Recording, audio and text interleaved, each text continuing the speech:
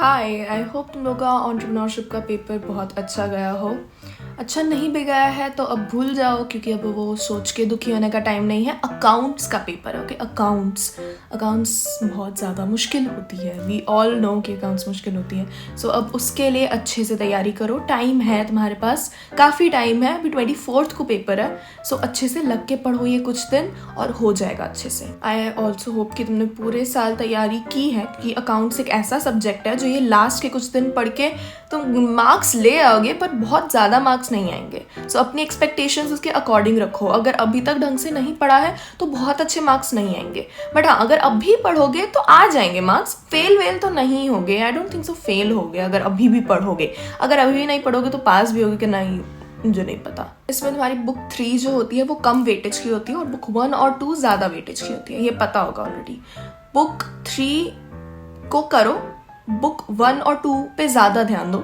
Book 3 हो जाती है, टू बी ऑनेस्ट। जो सेक्शन बी आता है ना पेपर का, सेक्शन बी में बुक 3 आता है और जो सेक्शन ए आता है उसमें बुक 1 और 2 आता है। बुक 3 वाला पार्ट एक्चुअली काफ़ी ईजी आता है, तो वो हो जाएगा। तो उस पर ध्यान पहले देके या तो ख़त्म कर दो या बाद में छोटा मोटा समझ के कर लो। बट बुक 1 और 2 पे ज़्यादा फोकस करो और देखो उसमें मार्क्स आ रहे हैं या नहीं, क्योंकि उसमें बहुत कुछ है, बहुत कॉन्सेप्ट है समझने के लिए। तो बुक 1 और 2 पे बहुत ज़्यादा फोकस करो। और थ्योरी स्किप मत करना। आई होप यू नो कि थ्योरी के मार्क्स होते हैं और थ्योरी का भी एक वेटेज है, तो थ्योरी पढ़ के जाओ, थ्योरी को स्किप मत करो। एक काम करो, थ्योरी के 1 शॉट्स देख लो। थ्योरी के भी 1 शॉट्स आते हैं। अभी ये भी टाइम नहीं है कि बड़े बड़े नोट्स बनाओ, इसलिए बड़े नोट्स बनाने की ज़रूरत नहीं। रिवीजन नोट्स बनाने हैं तो बना लो, जिससे जो मेन एग्जाम का दिन हो उस दिन देख सको सुबह उठ के, या मतलब रात को देख लो एक बार फाइनल। वैसे वैसे करके कुछ शॉर्ट नोट्स बना लो, वो मैं कर लेती थी। फॉर्मूलाज लिख लो एक जगह। फॉर्मूलाज कौन से होते हैं? गुडविल के फॉर्मूलाज होते हैं और एक आध छोटे मोटे थोड़े से ही फॉर्मूलाज होते हैं अकाउंट्स में। फॉर्मूलाज तो एज सच कुछ नहीं होते हैं ज़्यादा, रेशियोज के बहुत है, बट रेशियोज के तो फॉर्मूलाज ही फॉर्मूलाज है, वो अलग बात है। वो पूरा चैप्टर उसी बेसिस पे है कि तुम फॉर्मूलाज ही पढ़ते रहो। तो वो बुक 3 का पार्ट है, बट हो जाता है। टू बी ऑनेस्ट रेशियोज भी हो ही जाता है, उतना मुश्किल नहीं होता। बट जो बुक 1 और 2, बुक 1 में भी कुछ कॉन्सेप्ट्स बहुत डिफिकल्ट होते हैं और बुक 2 में भी शेयर्स और डिबेंचर्स में जो फॉरफीचर री इशू वाला पार्ट है, जो प्रोराटा बेसिस पे होता है, वो होता है असल में मुश्किल। अगर तुम्हें वो इजी लगता है तो फिर तो बहुत ही अच्छे बच्चे हो तुम, और अगर तुम्हें वो इजी नहीं लगता, जैसे कि मुझे इजी नहीं लगता था, तो उस पर बहुत ज़्यादा ध्यान दो, उसके बहुत ज़्यादा क्वेश्चंस करो। ऑल्सो अभी थ्योरी, जैसे मैंने बताया, थ्योरी को मत स्किप करो, पढ़ो। उस तरह से MCQ प्रैक्टिस करो, क्योंकि MCQs बहुत ट्विस्टेड आते हैं, बहुत घुमाऊ आते हैं। सो मेरे खुद के भी प्री बोर्ड्स में MCQs बहुत गलत होते थे, उस वजह से मेरा स्कोर बहुत कम आता था। प्री बोर्ड्स के टाइम पे मेरा बहुत कम स्कोर आया है।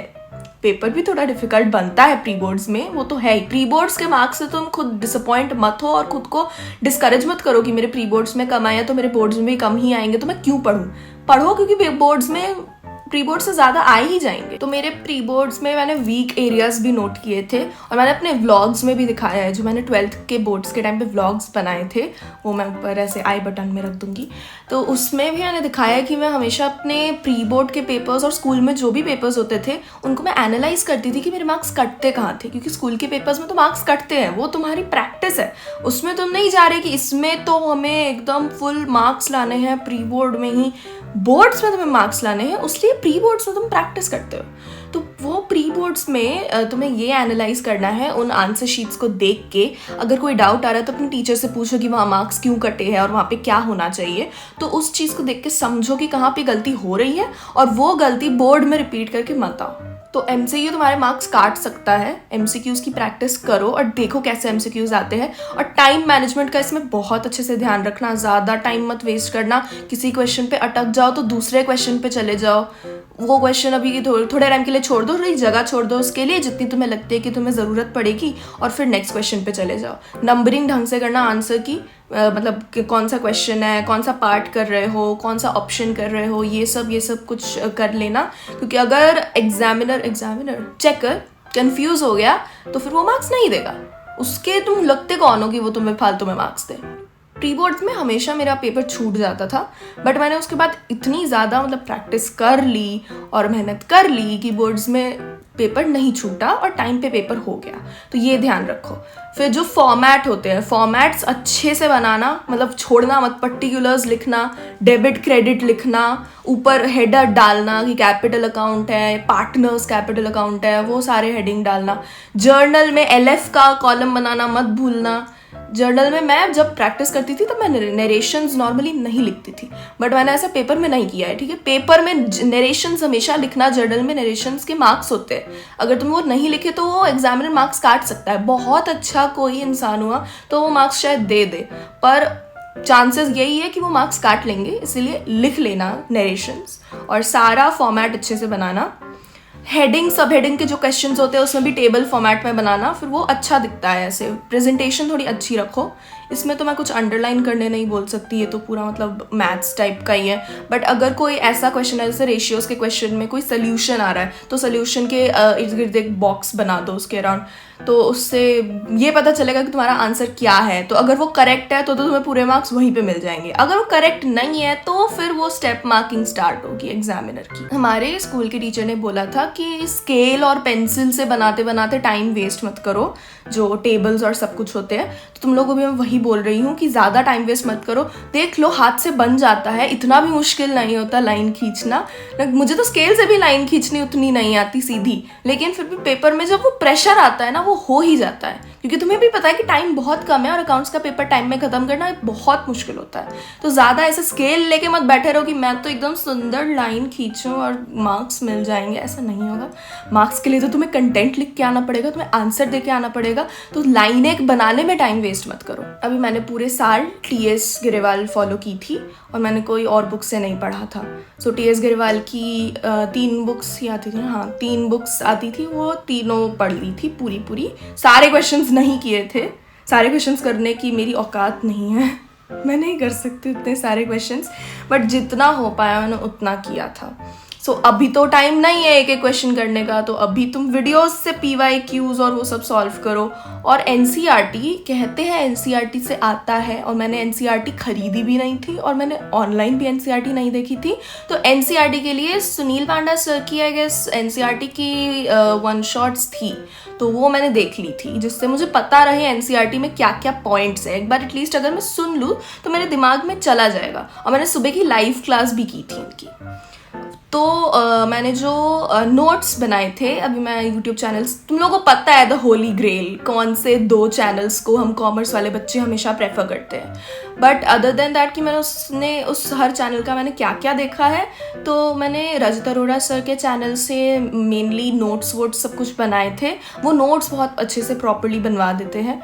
एंड मैंने फिर लाइव क्लास और एक आध PYQs वाले वो वीडियोज़, PYQs मैंने दोनों के देखे थे, एंड लाइव क्लास मैंने सुबह वाली की थी सुनील पांडा सर की, और थ्योरी वाला भी मैंने सुनील पांडा सर से देखा था। थोड़ा सा मैंने SC एजुकेटर्स से भी देख लिया था। तो ये करके मैंने यूट्यूब से देख लिया जो देखना था। तो मैं ट्यूशन में भी थी, तो मेरे ट्यूशन में वो सैम्पल पेपर्स मैम भेज देती थी और उस सैम्पल पेपर को मतलब टाइमली मैं सॉल्व करती थी। तो नहीं होता था हमेशा टाइम पे नहीं होता था, और बहुत क्वेश्चंस में डाउट भी आते थे, वो मैं क्लियर भी कर लेती थी वहीं पे। तो ये है कि अगर अभी तो ट्यूशन कुछ भी नहीं सोचना है, अभी तो कुछ ही दिन बचे हैं, अभी मैं क्या ही बोल रही हूँ, बट मैं ये बोलना चाहती हूँ कि मेरे उस वजह से सैम्पल पेपर्स की टाइम पे प्रैक्टिस करने की एक आदत हो गई थी।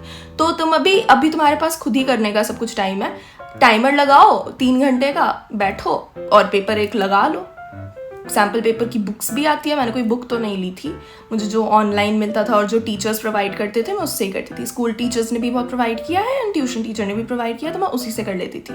तो तुम्हें भी नेट पे मिल जाएंगे, इतने साल के सैम्पल पेपर भी है। इस साल का CBSE का सैम्पल पेपर तो पहले सॉल्व करो, अगर वो सॉल्व नहीं किया है तो अभी बैठ के करो, क्यों वेट कर रहे हो। एंड आई नो कि आज कोई नहीं पढ़ने वाला, क्योंकि आज ही ऑन्ट्री का पेपर हुआ है, तो आज कोई नहीं पढ़ने बैठेगा। मैं ये जानती हूँ आज पढ़ने का मन नहीं करेगा कि तुम लोग थक गए हो, आज मत पढ़ो, कल से लेके बैठो। पर अगर CBSE का सैम्पल पेपर अभी तक नहीं सॉल्व किया है तो फिर आज ही बैठो, आज ही कर लो। कुछ PYQs तो जैसे TS गिरेवाल की बुक के पीछे भी दिए होते हैं, ऐसे मार्क करा हुआ होता है कि ये इस साल आया है, CBSE 2022 ऐसे करके कुछ लिखा होता है, तो वो भी देख लो। PYQs जितने ज़्यादा कर सको तो तुम्हें एटलीस्ट पता तो चले कि कैसे क्वेश्चंस आते हैं, क्योंकि ज़्यादा मुश्किल नहीं आते। और तो मतलब मेरा स्कोर था 73 out of 80, so 93 out of 100. So 7 marks जो मैंने खोए हैं वो मेरे ऐसे दिल में लगे हैं. तो मैं चाहती हूँ तुम लोग ना खो, तो तुम लोग और भी ज़्यादा प्रैक्टिस करो. पर वो देखो फिर तुम्हारा पेपर कैसा बन रहा है उस पर डिपेंड करता है. तुम अपनी तरफ से पूरी मेहनत कर लो, उसके बाद तो सब कुछ अनप्रिडिक्टेबल है. अब वो पेपर कैसा बनेगा वो तुम्हें नहीं पता, तो पेपर जैसा बनेगा उस हिसाब से तुम्हारे मार्क्स आएंगे. तो खुद की तरफ से अपना 100% लगा दो, फिर देखा जाएगा बाकी का. So that is it for this video. All the best to all of you. Accounts का पेपर भले ही मुश्किल होता है पर तुम लोग कर लोगे. हम लोग सब कर सकते हैं, जो भी हमारी मर्जी हो हम लोग सब कर सकते हैं अगर हमारे में क्या हो, शिद्दत, तो वो लगाओ और कर लो. एंड सब्सक्राइब फॉर मोर ये बोर्ड्स वाले वीडियोस, क्योंकि अब नेक्स्ट हर सब्जेक्ट का ऐसे ऑर्डर में वीडियो आने वाला है. So I'll see you guys in the next one. Bye.